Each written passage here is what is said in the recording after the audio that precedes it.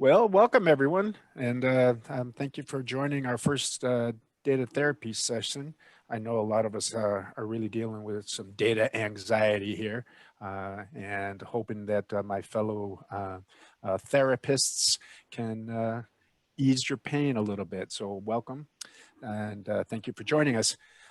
My name is Mike Lampa. I'm one of the advisors at Great Data Minds, and just want to let everybody know we are recording this session. So full disclosure, and we will be sending that recording out within 24 hours of finishing the session to each of you today. During today's webinar, we are encouraging questions. That's the primary focus of and intent and objective of this session. So please drop them into the chat window, and I've got my Great Data Mind colleagues, Julie and Alexis, will be helping us monitor those questions and getting them served up to the panel so that we can have a good dialogue on it. And also, we understand or probably surmise that there's several of you that are just kicking around or are just getting started on your data ops journey.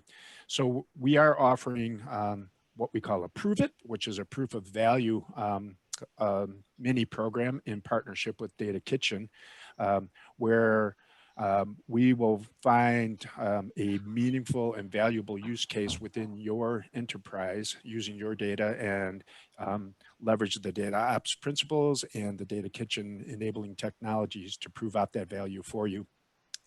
So that we can, at the end of that 8 to 10 week program, demonstrate some value back to your organization. So look for more of that to come. And if you are interested, please ping us after the session at info@greatdataminds.com. Today we have my two esteemed therapists, Dr. Fraser Crane, Chris Berg, head chef, CEO and founder of Data Kitchen. Chris, thank you for joining us. Welcome. I'm Chris Berg, and I'm listening. So yeah, I'm happy to be here. Excited to talk data ops and data challenges. Excellent. And also with us, Jonathan Hodges, a dear friend of Great Data Minds, longstanding friend, and Vice President of Data Management and Analytics at Workiva. Welcome, Jonathan. Thanks for coming. Appreciate it. Yeah, I can remember, pretty frequently about being the patient here, but I think I've learned a little bit, so maybe I can turn that around and share what I've learned and sit in the therapist seat a little bit today. That's awesome. Give it back, right? Yeah. Awesome. All right, one more housekeeping item. If you haven't already done so, if you put your view palette into gallery view, then you'll be able to see all three of us as we're bantering along. All right, so with that, let's get the session started. We're on the clock, right? 45 minutes, 60 minutes, and then we get kicked out of here. So what is DataOps really? Chris, maybe, can you give us a level set so that some people that are just inquiring on it can have a better feel? So what do we mean by data ops when we're talking about it? Yeah, so there's kind of, I just shared one slide that's kind of definitional of data ops. And so if you look at on the right-hand side, there's a diagram, because I think most of all, it's a change in the process of work that we do to get value out of data. And so it's innately human, right? It's how we all work together with each other. And it has an intellectual heritage to it, because there's, in manufacturing, people learn to put cars together in a better way, from craft manufacturing to mass manufacturing to sort of lean in the Toyota method. And cars got better along the way. And people were able to have more different types of cars and more options on cars, and the cars lasted longer. And the same thing in my career. I started off as a software engineer, and originally I learned to ship software every 6 months, and that was pretty good. And so along about 20 years ago, some mainly men, sat down and wrote the Agile manifesto in 2001, and that grew into a set of practices that are called DevOps. And I think all those are part of the heritage. And so, what data ops means, I think, really comes down to the sense of and this is where the psychological component comes in, and maybe it means agency in the sense of psychological agency, that you are empowered to do things. And a lot of data and analytics organizations, and I know because I ran one for many years and still run one, feel disempowered. They feel like they're caught between a rock and a hard place. And the rock is that the data that they get, or maybe the infrastructure that they run it on, is, to use a short word, can be crappy, can change. People forget data sets, the data changes, it has errors. And then the customers who expect data, they just want things right away. They want new insight, they want it to be perfect, they want it quick. And so you're caught between wanting to do things perhaps slow, so you don't make embarrassing errors, so you don't look bad, and also wanting to look good in front of the people that you're trying to influence. And some organizations end up giving up their agency and saying, okay, I don't want to do things. I'm going to have lots of process, lots of steps, and lots of slowness to solve that challenge. And whereas other organizations go the opposite, they just take a ton of risk and do everything fast. So DataOps is kind of the happy medium. Can you live between, can you have agency and live between going too slow to deliver new value to your customers, or going too fast and taking a lot of risk? And so it's about rapid experimentation. It's about doing that in a way that you don't break things and have really good data quality, low errors. And it's about being able to collaborate between all the different sets of people in the organization. And then finally, getting analytic about the analytic work that you do. Can you measure your process? Can you measure the steps along the way? And so, Mike, how was that? I tried to get the psychology. I like that. Yeah, I like that. You know, I mean, and as you're explaining, you know, those diametrically opposed forces, I mean, these problems have been here since I started doing analytics, starting around 96. But it seems like it's getting more and more exasperated, or the dynamics and the intensity of these diametrically opposed forces is increasing. Right? Yeah, I think so, because there is more data to be had, right? And so whatever, pick your metric on the amount of data created in the world, or even look at your company, the amount of data sources that you have. And then there's the other sense is that the world's sort of woken up that data isn't in a company. It isn't like furniture or, you know, your office lobby. It's not. It's actually a really important delivery or a mechanism to create competitive advantage and value. And so back 10, 15 years ago, when data was like furniture, okay, here's your charts and graphs going slow, and it wasn't seen as an important practice. So now more and more people believe that data is a source of competitive advantage. And so people want insight from it. Uh-oh.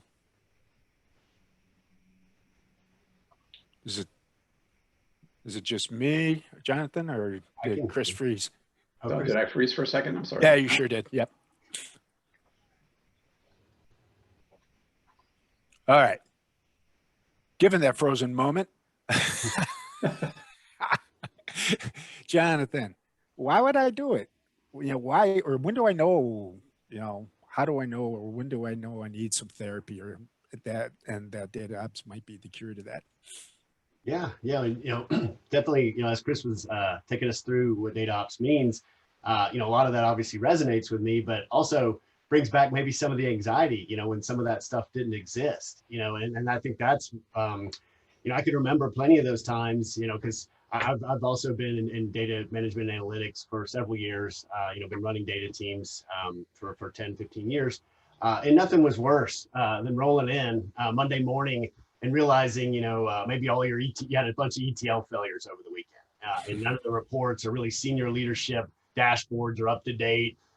You're getting tons of emails, Slack messages, unhappy customers, you know, and these failures are typically a result of a lot of that manual work that's required to pull those reports, those dashboards, those analytics, and they can be, you know, fairly error prone, you know, and time consuming, you know, so beyond sort of that, you know, reactionary mode or firefighting scenarios, it just slows down the delivery of value. You know, it could take weeks, months to complete some of these requests. You know, and data quality suffers when stakeholders don't trust the data.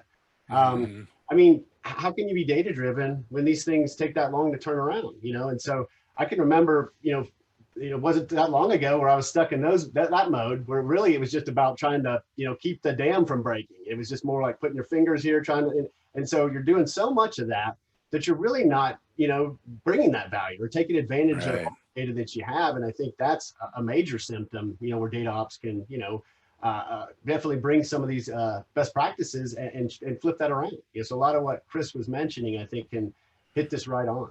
Yeah, yeah. You mentioned the trust thing. Boy, trying to get that back is incredibly hard, right? Once you had that distrust seed planted, it grows. It's viral. Yeah, and then you also you feel bad about yourself and your team, right? You have a major data error, and suddenly you walk into the lunchroom and everyone's sort of looking at you. And you're like, oh man, I screwed up. And some organizations, they're shame and blame organizations, right? And they're gonna not let you forget it. And yeah, that's true. If you're the individual contributor who was part of it, or if you're the manager who was responsible for it, it's just super embarrassing to have that happen. And it's hard because data is a big, complicated, changing mess, and it's hard sometimes to know and that things are going to go wrong. Yet people demand perfection, and they're intolerant of errors. And so it's like if you remember the Iowa Democratic Caucus, and there was like a data error in reporting, and like I felt bad, not because for the team. It's like, oh my God, imagine having a data error and it's on the front page of the New York Times and it's your fault. Right. And like, you're like, oh my goodness. So, and what happens with people is, I think, is that when that happens, you get fearful. You're like, I do not want to have this happen again. And you start to say, okay, how can I fix this? And what you start to do is layer in checks and balances and process and meetings.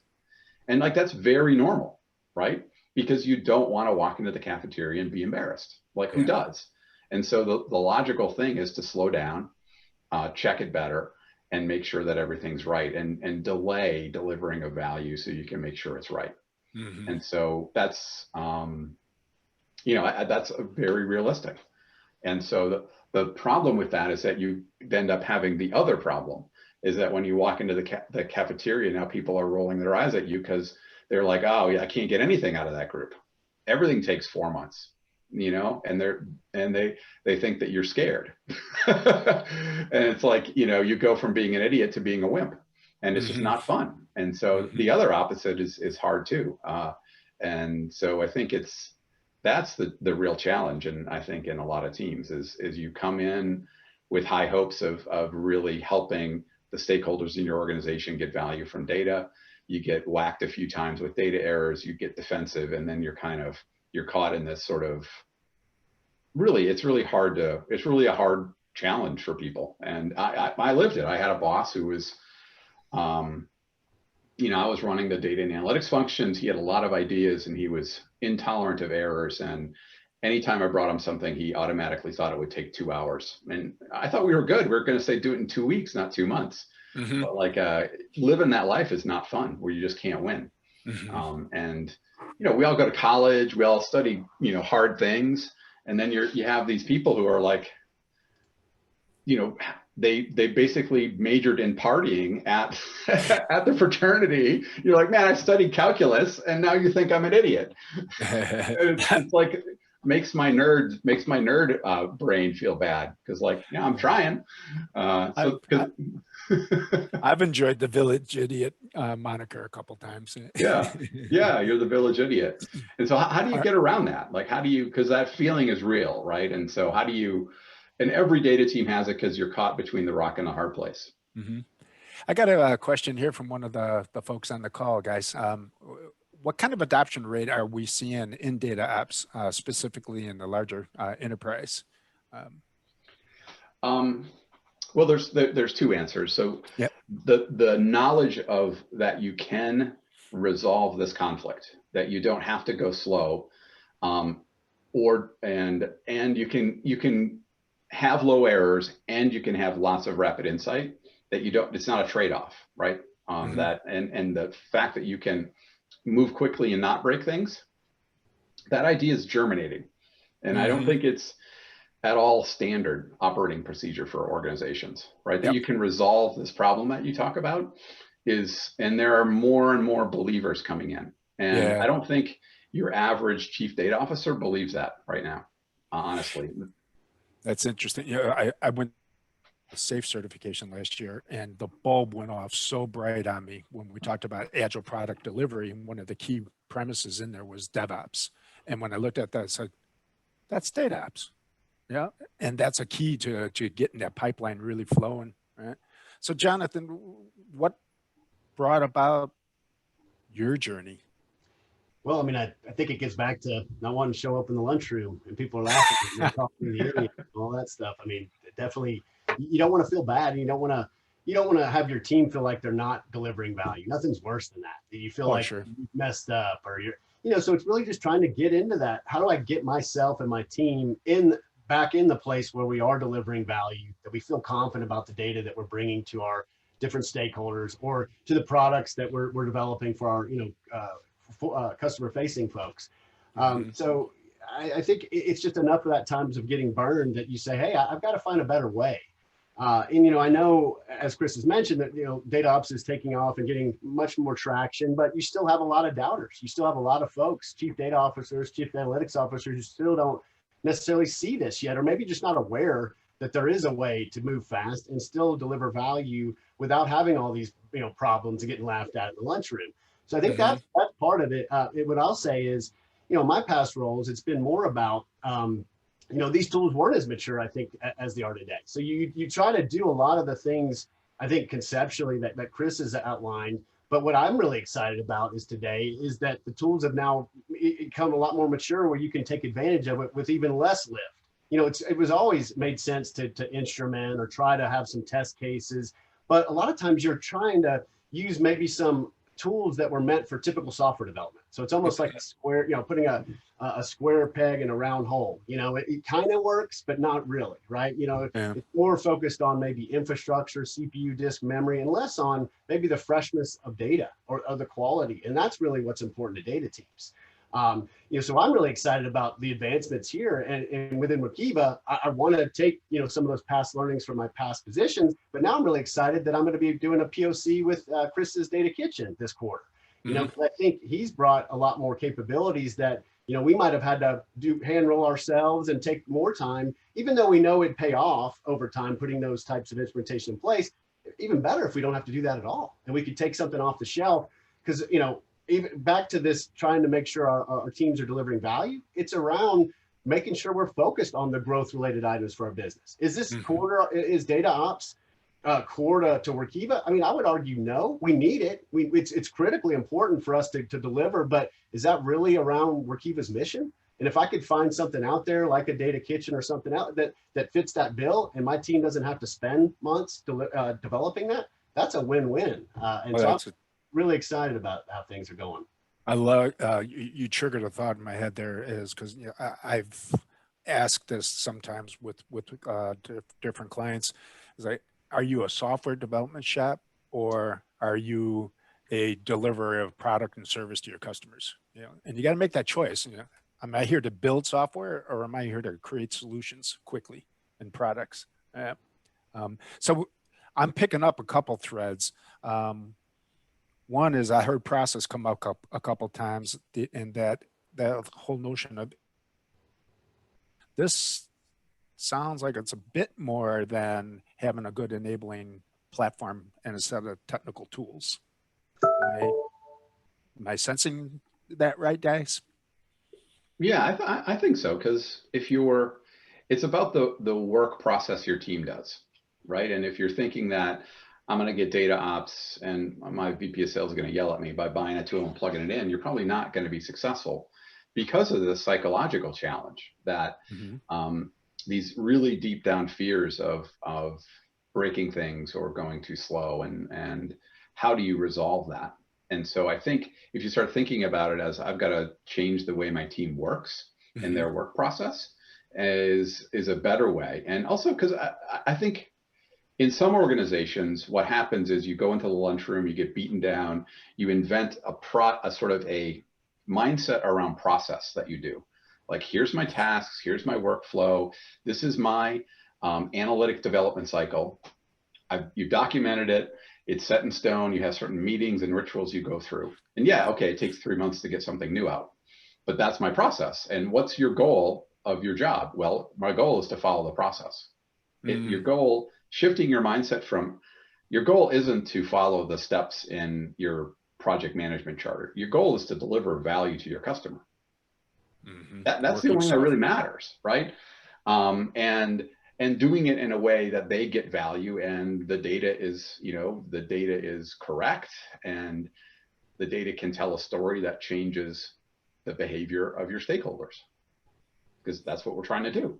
And so that's a really different mindset. And I think it's better. Like, I think it's better to focus on value to your customer as the ultimate judge of success, rather than I've fulfilled my steps in my analytic development cycle.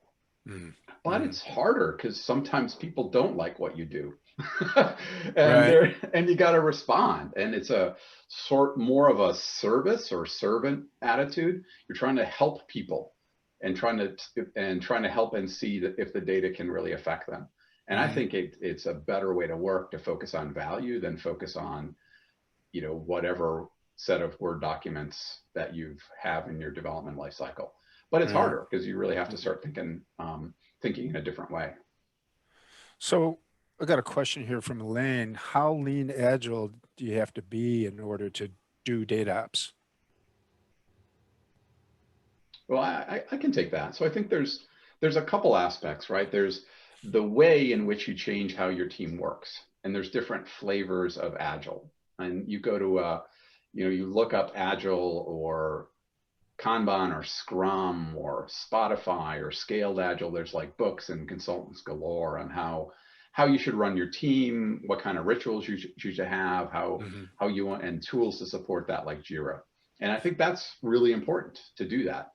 I tend to be less of a belief in, I tend to be less doctrinaire about it, saying you've got to follow Scrum and go get the Scrum book and do everything.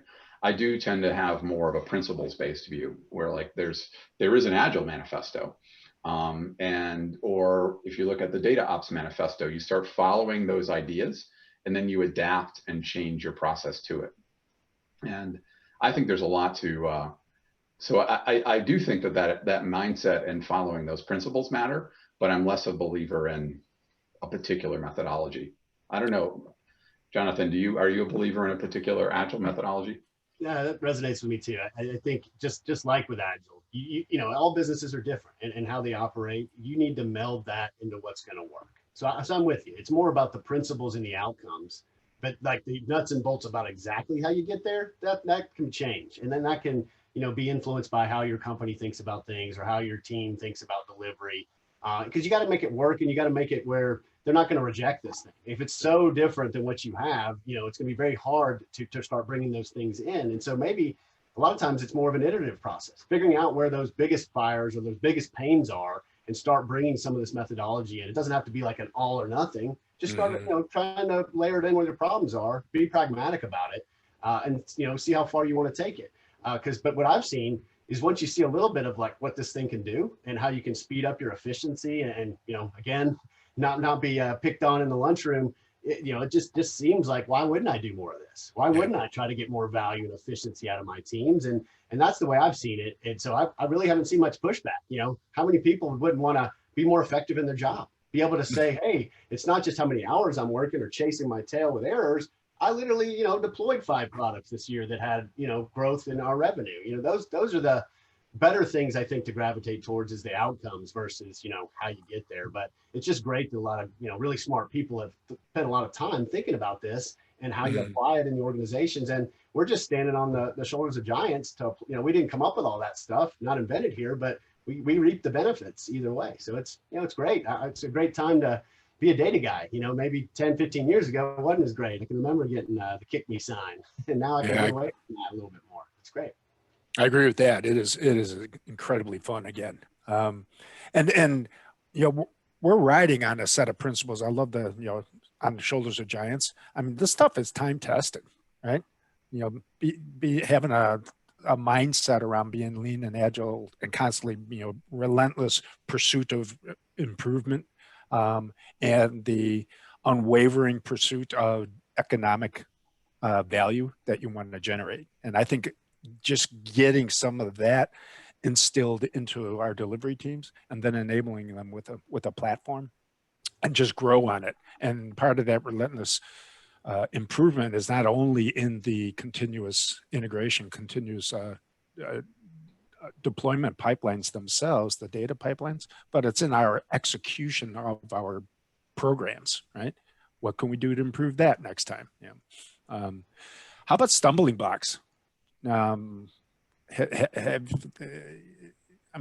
sure you might have some example or history or experience there, Jonathan. I've got a bunch, and like, Yep. yeah, like you just talked about, you know, this idea of iterations, right? And the problem with iterations is that, number one, during each iteration, you may not know exactly the full extent of what you're building, right? Because by definition, you're trying something, right? And then second, when you try something, that means you're getting it wrong a part of the time, right? You're not perfect.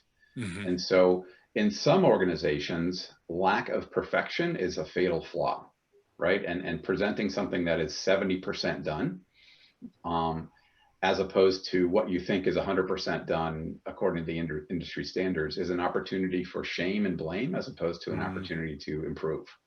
Well, so opportunity to miss innovation too. Yeah, sorry. Yeah. Innovation is messy in some ways. And if you can have your business partners, you can work with your business partners to say, look, here's my job. I got all this data. I'm not sure it's going to tell what you want. I got to build you something so you can see it, so I can make sure that you know that it works. I want to do that in a week or two. It's probably not going to be perfect. Can you give me some feedback? And they're like, I've never met a business user who, when you praise it, when you posit that set of conditions to them, they don't disagree. Or they say, oh no, I want you to spend 5 months getting it perfect. I've like, they're business people, right? So they're like, oh, give me something sooner rather than later. And yeah, if it's not perfect, and you can repair that trust and get over that sort of shame and blame. Yep. And because once happens, as you iterate on the error rates and the quality of the data, you iterate on the deliverable, and it gets better and better. And I think that's so the shame and blame culture is a hard barrier to adopting Agile and DataOps principles. So there's several things that we can do with the DataOps platforms, such as Data Kitchen. We can automate the source code. Well, we get better control over our source code management. We can automate our builds more effectively so that we're getting better repeatability and reliability. We can automate the deployment and provisioning of infrastructure as code kind of concept, especially important as we get into the self-service mode where citizen data scientists want a sandbox and they want a bunch of stuff in there to play. And then there's the automation of testing is what I'm seeing, right? Of those, where's the biggest impact, Jonathan, that you're anticipating? Where's the biggest value or the biggest lift you're anticipating to see at Workiva? I mean, well, I'd probably say all of those but if you want to pick one of them, you know, I think even from just software development, I think people can, you know, gravitate towards why tests are important. Why do I have coverage about this whole thing?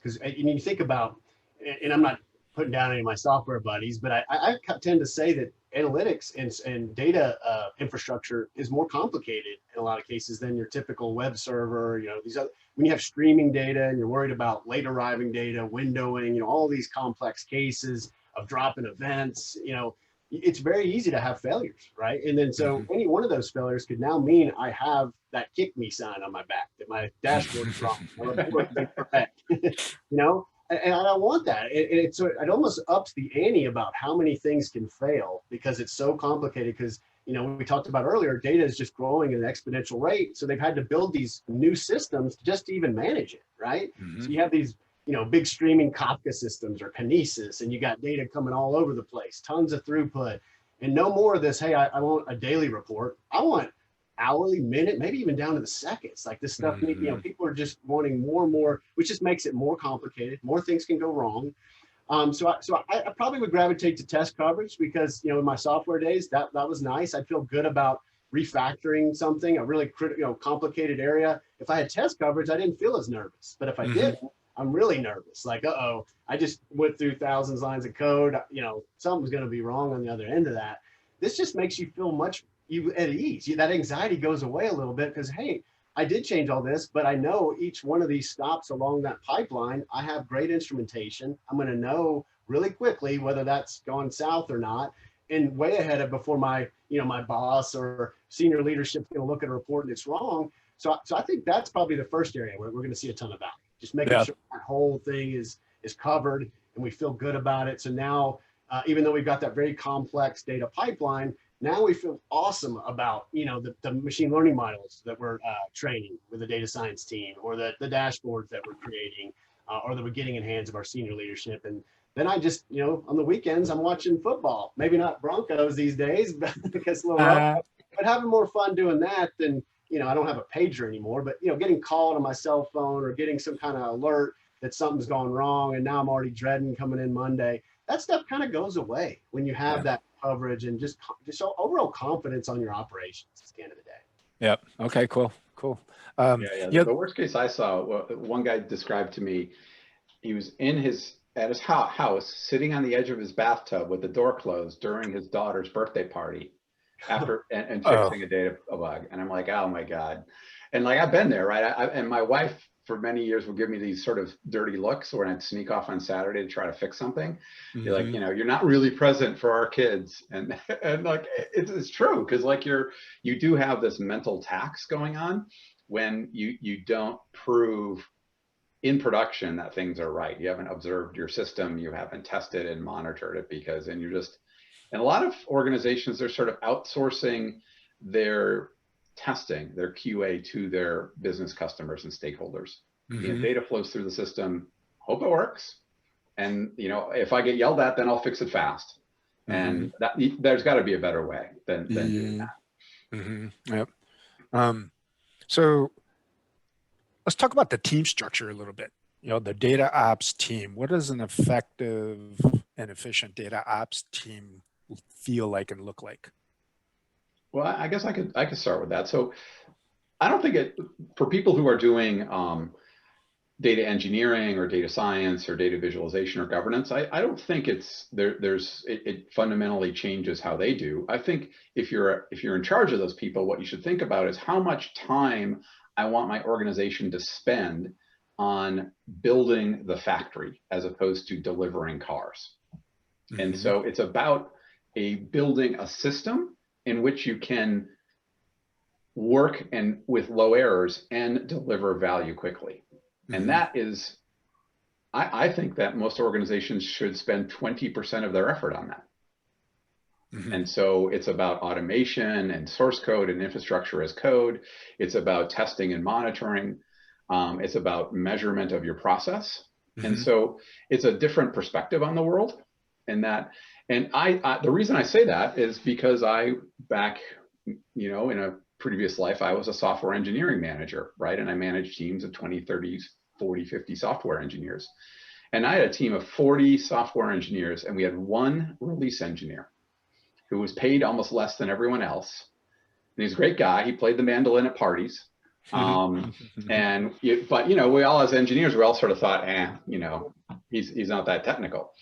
And you play that forward now, and that role of a DevOps engineer is one of the higher paid, if not the highest paid role. And most companies have a staff of them, a team.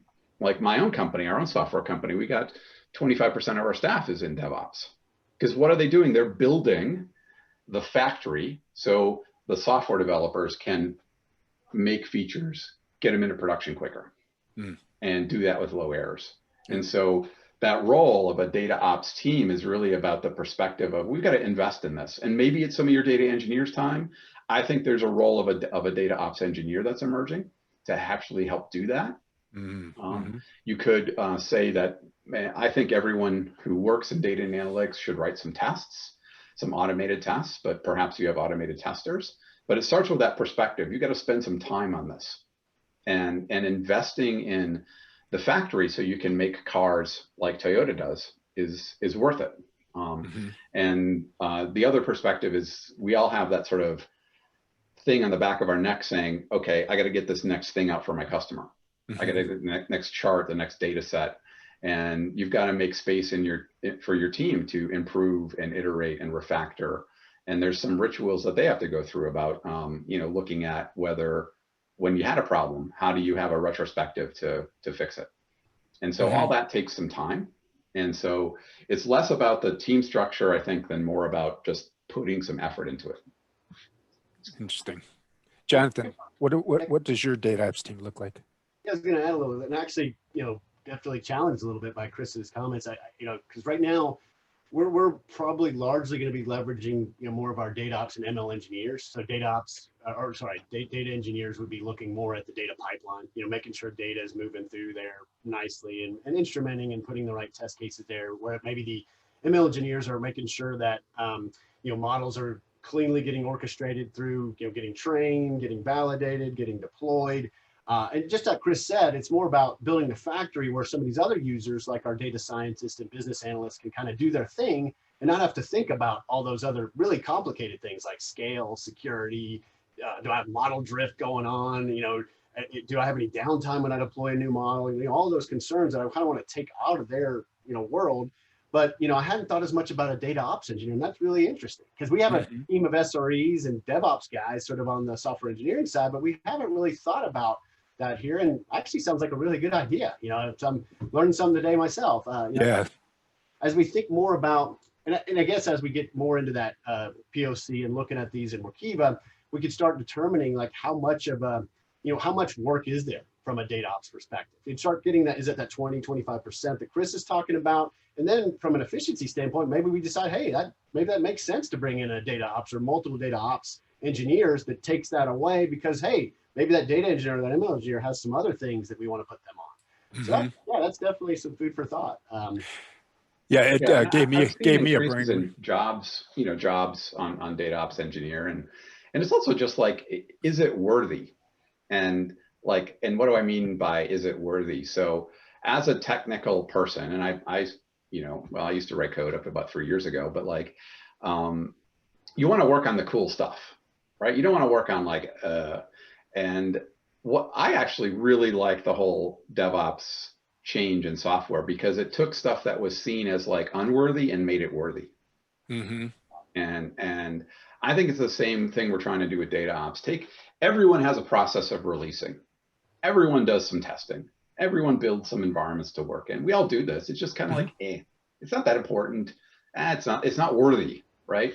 The factory's not worthy of my attention. What's worthy of my attention is I got to tweak my algorithmic prediction by 0.25%.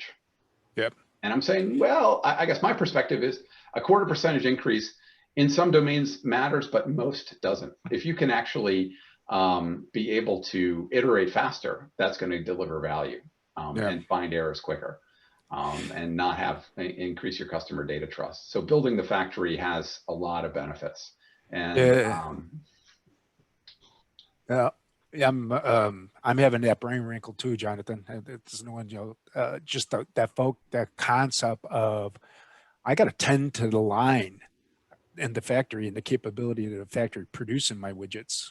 In addition to producing those darn widgets, because I was traditionally thinking, a good cross-functional agile team should consist of data engineers, data architects, data stewards, somebody representing governance, all collaborating together to define what the characteristics of the data product and the outcome needs to be, and then make sure all that gets built in with data quality rules and all that kind of stuff. But I didn't separate the guys running the factory and optimizing the factory. And it's not that I'm separating it. I didn't think of data ops engineers as the factory engineers, the factory tuners. And I want to make sure I'm getting that right, because I feel that was a pretty compelling point. Yeah, I think so. And because you're doing it, right? It's just a matter of making it, seeing its importance in, if we talk about this major problem of, you know, when I screw up, I'm embarrassed. And when my customer asks me to do things, I'm taking too long. And the innate belief that, like, I got to choose between those two. And what DataOps offers is that you don't have to make a choice. You can go fast on both, or low errors and fast. And so, but it's not magic. You got to invest in something to make it happen. And so it's this perspective of like, okay, let's invest in cycle time. Let's invest in error rates, lowering error rates, and do that across all of our projects in a scalable way.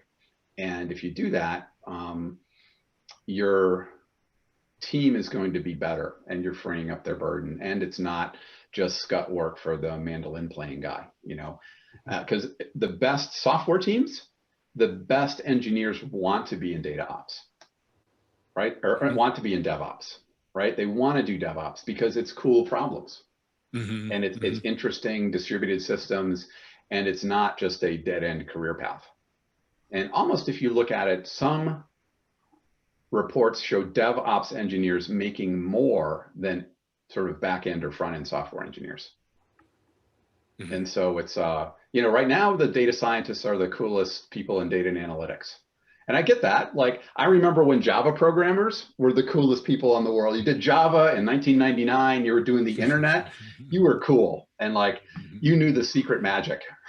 And I can tell you that's going to go away someday with data scientists. And my hope is that, you know, for the last 10 years, the coolest people in software have been DevOps engineers.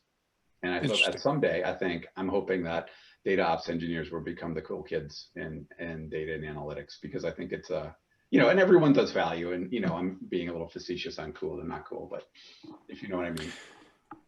So there's a lot of process reference here. You know, it's not, again, you know, I mentioned this earlier. There was also, you know, when you look at the manifesto, there's a lot of principles worthy of adoption, and then there's disciplines that should probably be put in place.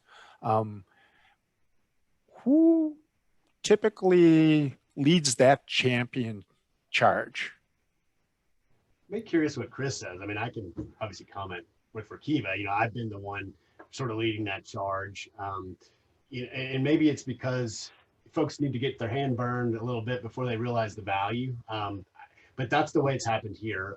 We've obviously realized in the company, obviously data is that almost like the new oil these days, right? It's how I get competitive advantage, how I can get that little bit of an edge against somebody else. So you want to do it right. You want to, you know, and I guess this is getting almost cliche these days, but you want to treat data as an asset. You know, it's not just an exhaust or sort of an after effect of your factory. No, it's another product. And there's so many things you can do with it. And the companies that do that the best are going to be ahead. And so I think I'm leading that charge, but as soon as I bring that up, nobody's disagreeing. They're like, well, you know, right, that makes a lot of sense. And so I haven't got a lot of pushback. It's more going to be, all right, how is this going to come in and make you more effective? And now, you know, maybe my roadmap's got a few more items on it that they're happy about. And I think that's more of the discussion. But I know Chris has probably seen many different organizations. I'm kind of curious if there's other folks who are those champions other than sort of that. I'm not like the chief data officer or the chief, you know, analytics person. Well, I think it starts with having champions, and starts with having people believe that you can, you know, that you have agency and you can fix this, right? You don't have to live with it. And so it depends in various parts of the organization. I think it can be an individual contributor, it can be a director, and, you know, if it's, and sometimes it is senior leaders, but organizations have different patterns in how they change. But I do think having senior leadership sort of bought in, at least conceptually, that you can try this, and maybe not, we're going to have everyone do it tomorrow. Maybe I'm going to try this on a small scale, I think is important. And because I do think because it does have, it's about how the work process that you do. And now, I don't know, I saw a question about if you're trying to get a senior chief data officer bought in, they want to think in business and they want to think in what the ROI is. And I actually see a question about what the biggest impact of the ROI with the automation of data ops. Do you think we should answer that question, Mike? Yeah. Yep. Yeah, and I think Jonathan said it. It's like suddenly I can get more things out of my backlog. And like suddenly my team is actually delivering more value. And I think and people are trusting the data more because it's quiet. You don't have major data issues every month. And those things are maybe, so in any analytic function, how do you judge ROI? Ultimate ROI is you've delivered insight to the organization, right? And so that whether every day, the $100 billion data and analytic industry all says the same thing. Let's deliver more insight, right? Right. And I think, but if you look at it from an ROI standpoint, what you can do is say, you can look at, we look at ROI as its proxies on that you've got lower errors, and errors have cost associated with them. You can assign a cost metric to it. Mm-hmm. And the amount of features you deliver means that your team is more productive, right? And those kind of sort of cycle time and error rate metrics do end up in ROI. But any ROI in data and analytics, in my mind, is honestly a little bit fuzzy because at the end of the day, it's about insight, right? Well, yeah, and you have to have the discipline, I think, as an enterprise. When you're describing some kind of insight that you want to generate, you have to do the mapping and tracing to what's the quantifiable impact I'm going to have on the organization if that insight informs me to make a decision. How do I measure the fact that that decision had more value than the decision the day before without the analytic product? Yeah. And I think the process of getting insight from data is a bit of a random walk. And you need to try, if you can try more things, you're inevitably going to bump into more value. Mm-hmm. And so to me, measuring the amount of backlog that you deploy, how fast you can deliver, even things like net promoter score to your team are measures of success of a data ops transition. And of course, then taking those and saying, okay, that one insight was worth $100 million. So we're working with a company and they are starting they're doing well on their data ops trend, and they had to go back and have finance certify that this one change, this one insight was worth $75 million to the organization, right? Mm-hmm. And so that's a way to do it, is to say, okay, we random walked, we found this insight was worth X. And if you can deliver more insights, you're going to stumble inevitably on more value. Jonathan, what's your experience at Workiva on monetizing and objectively measuring value? Yeah, from the analytics. I mean, it definitely, like Chris says, it's a little tricky sometimes to quantify this, but I really like some of the metrics he's calling out because it's true. I mean, that's really more your throughput and less chasing your tail around about why some chart's wrong or why some dashboard's wrong. You can be more focused on those growth related items. And I think also, obviously we've gone through that whole transformation where storage is cheap now. Back in the day, old school days, you had to worry about each field and what I can store in a warehouse. That's kind of gone now. But now I'm okay to capture or try to capture as much data as I can because storage is cheap. But then, wow, now that makes it really complex. And so a lot of what we've tried to do, kind of to the random walk example, really trying to get an understanding of our customers on our SaaS platform. And so not just the data that they're persisting, but literally, what are they doing? How are they interacting with this platform, which could be tons of data, that clickstream behavioral data set, which is massive. And for that to be very valuable, you got to figure out, how do I take that and capture it and have it an accurate representation of somebody's session? So I can try to optimize and bring that back, as value. So we just came out recently with Workiva as a new strategy about building an intelligent platform. And so what that means is we need to know a lot about what people are doing and what's not working so we can recommend what is working, what is better outcomes. So try to make it a much more effective, efficient platform. And it takes data to do that. And so that's where I see the value coming from Workiva, is having an operation that can harvest sort of all that data happening in the platform, take it, come in with, talented data team, make some new products, some new insights, and bring it back. It's almost like this nice life cycle where data gets created in the platform. We take it, do some nice, interesting things. Maybe we're creating machine learning models, aggregating things for nice, dashboards or charts, and then bringing that back as value to recommending new actions that are going to drive better outcomes for our customers. So it's all around that cycle of, making sure we don't drop things along the way, that we don't screw up, because again, people don't, it's very easy to lose trust. It's hard to gain it. And so you could have, have 5, 10, 15 things go great. One failure, all of a sudden, oh, I don't know about Jonathan. What's going on over there? The cafeteria gets quiet again.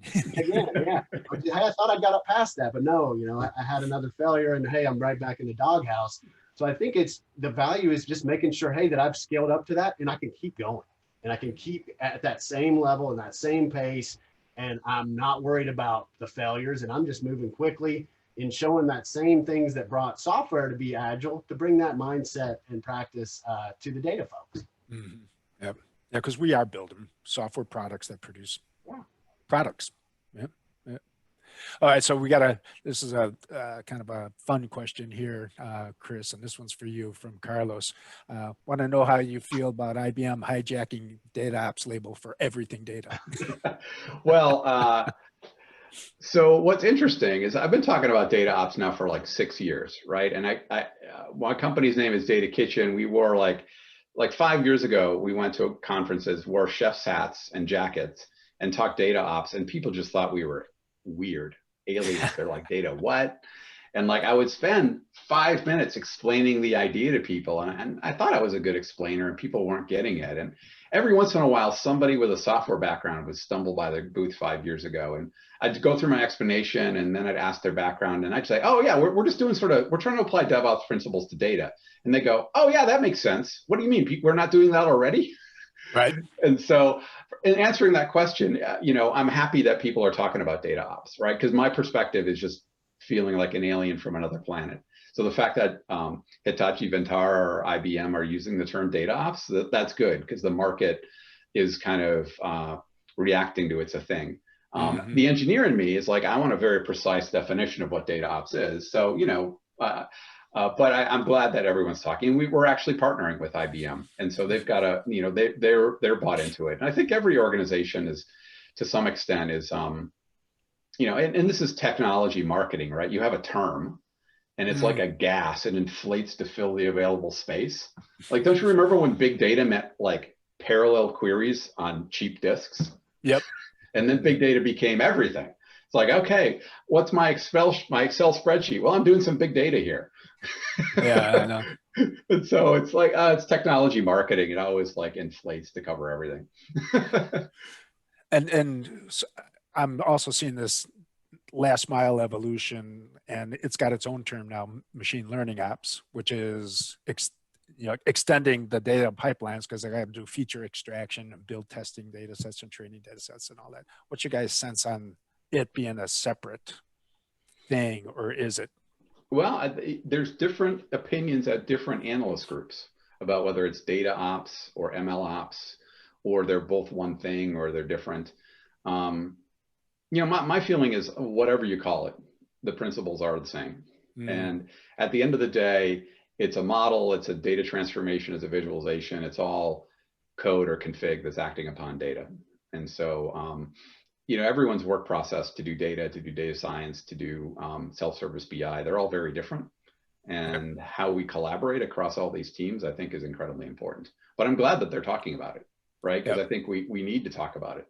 And I think there's a whole, we had a very popular webinar on data GovOps, which is data governance operations, or data governance as code.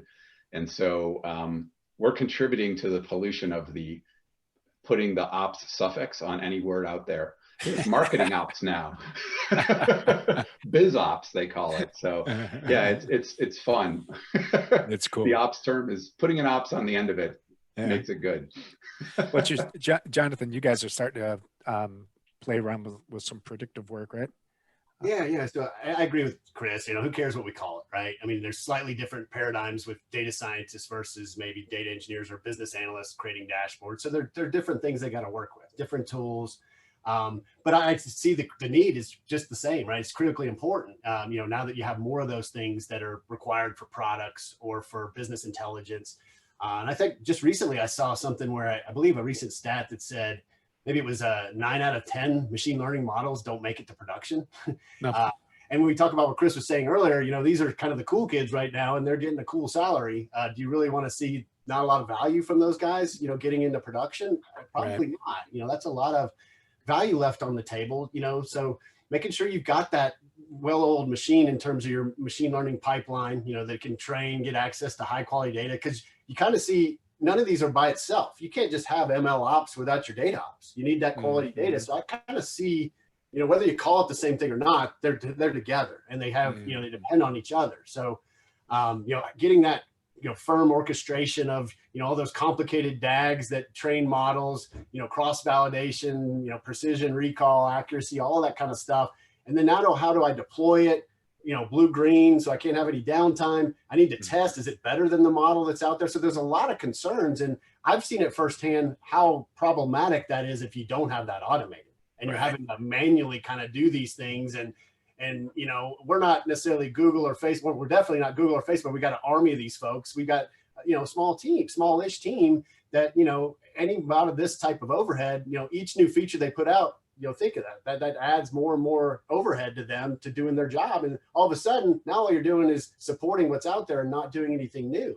So I think to scale your team, and it's just critical. It's not even optional anymore. In my opinion, to be successful with the exponential data growth, you got to do it a different way. And this is, in my opinion, you know, the best way that's out there right now. Yeah, I so agree. So my sense is, and I've been kind of putting this out there, I believe the more predictive analytics workloads are the new table stakes. If you're not doing it, and you're not doing it soon, you are going to start eating dust.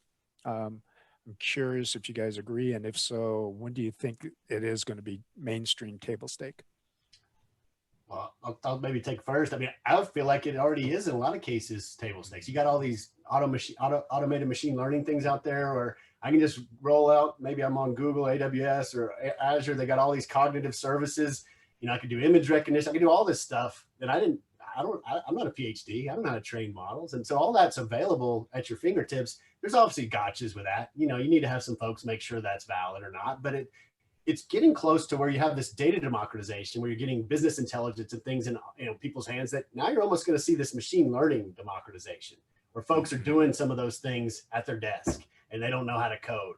You're going to see more and more of that stuff happening. So I agree. I mean, when you think about almost anything you deal with today, there's some kind of machine learning model about some of that stuff. No matter what, if you're, you know, obviously Google and search engines and stuff, or email, you know, now you got Google telling you if you should, you know, unsubscribe to this, you know, you have all these things making your life better. It's everywhere. It literally is. And so I agree, for the folks that are going to continue to compete and win, you got to have this. And if you don't, you are, like you said, going to start eating dust. And I'm not going to, you know, stay up what date it's going to be this or that, but you know, it's pretty high time. I know in my vertical, it's, you know, past time. You know, fintech folks are definitely needing this in all different parts of our areas. And it'd be hard pressed to find a domain or an area that isn't using machine learning or couldn't be disrupted by machine learning. Yep. Thank you, Jonathan. What do you think, Trace?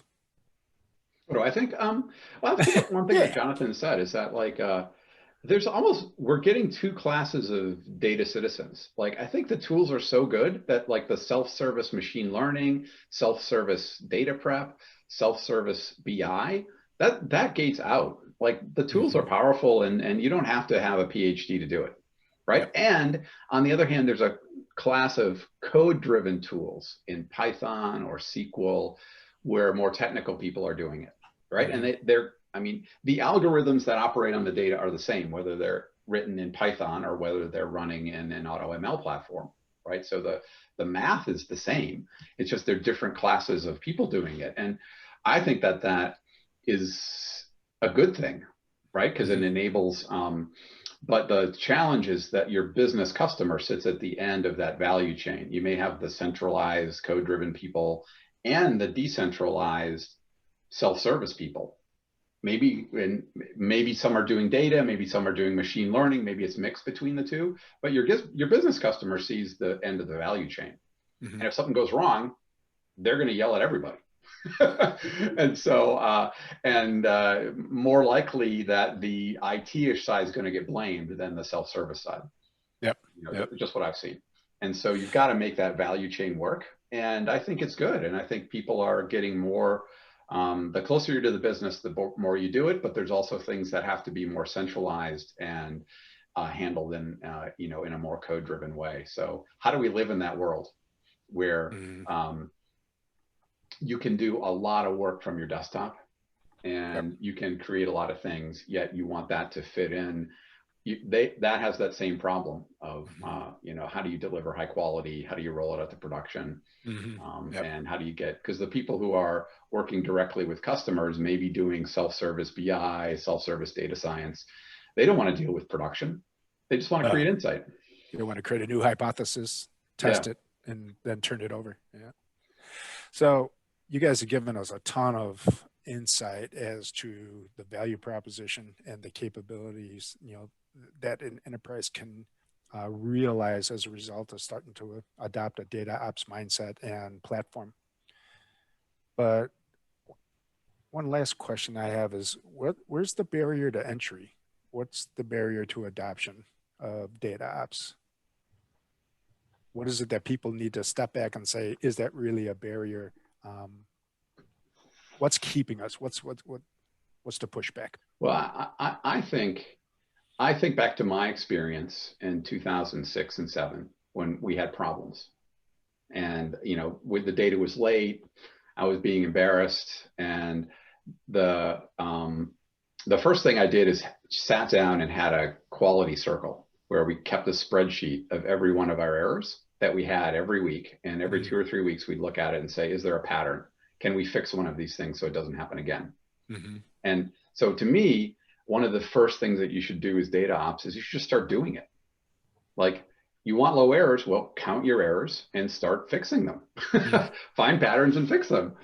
Just think about your factory, and you can, and I think that mindset of paying attention to it and trying to improve it and seeing it has value, you can start quite small, and you can put your source code in a source code repository. You can start having retrospectives. You can start having quality circles. All these things don't require any effort. It just requires some leadership and some time, and also some dealing with the psychology of people's because sometimes I felt in that transformation like I was the group therapist, because people have been burned so many times. They're like, they were just thought a quality circle meant another opportunity to get yelled at instead of an opportunity. It's a similar experience. I think with anything, DataOps is like it. Start small, iterate on it, see if it makes sense for your organization. But I really like what Chris is saying. It starts with quantifying your failures, right? How big of a problem is it? Once you start actually putting a number against that, and how much time is my team going off and chasing their tails with this, then you can say, well, hey, this is how big of a problem I have right now that I want to go away. And I think that's when you make that decision. Is it worth, hey, do I want to live like this forever? Or is there a better way? And I think there is. So let's go do it. And like anything else, take it in chunks. But I think, as you do it, you'll just say, wow, why am I not doing this everywhere? Yeah. Because if you count how much time people spend on, and Gartner's got an estimate on this, how much time do people actually in a data and analytic team spend on creating new insight versus just dealing with stuff? And you'd be shocked at how much time people spend just dealing with stuff and having meetings and handling the chaos of when the VP finds something wrong. And so even if you're just getting data on that, you're not going to be happy with what you see. Yeah. One of the statistics I saw, research results I saw from Gartner, was about 21% of a data scientist's time is spent doing value-added work. Yeah. So it's 80% is not. Right. I always do the 39% part too. Yep. That's Yeah, it's funny how everything keeps coming back to the 80-20, right? All right. Final thoughts from each of my esteemed therapists. Well, I think the emotional part of this cannot be put down, and because I do think this is it's very everyone wants to do well at your job. If you're not doing well at your job, in some ways DataOps is saying there's a path forward, but it's also shining a light on it. So sometimes just listening to people and talking about the problems and just saying it and talking about the problems in a way is a good thing. And so therapy is not a bad way to start DataOps either. Just have your own DataOps therapy. Just start talking about the problems, and don't put any like you suck, it's your fault. No, that mindset has to change. Yeah. It's got to be full transparency. We learn from things that we discover. Yeah, I mean, even today, I think I've learned a whole lot from what Chris has been mentioning today, and changed my way of thinking. I definitely got some good nuggets. Definitely the DataOps engineer is going to resonate with me to think how I bring that thought back to Workiva.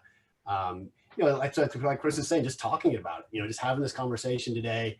I think I've, whether it's osmosis or just being here, I feel like I've got a little bit better understanding of this topic, even though I thought, hey, I know what DataOps is, and I know it's important enough that I'm a big initiative at Workiva, but I actually even see more and more places where this brings value. So if anything, it's just good to talk it out, get the things off your chest, just like a good therapy session.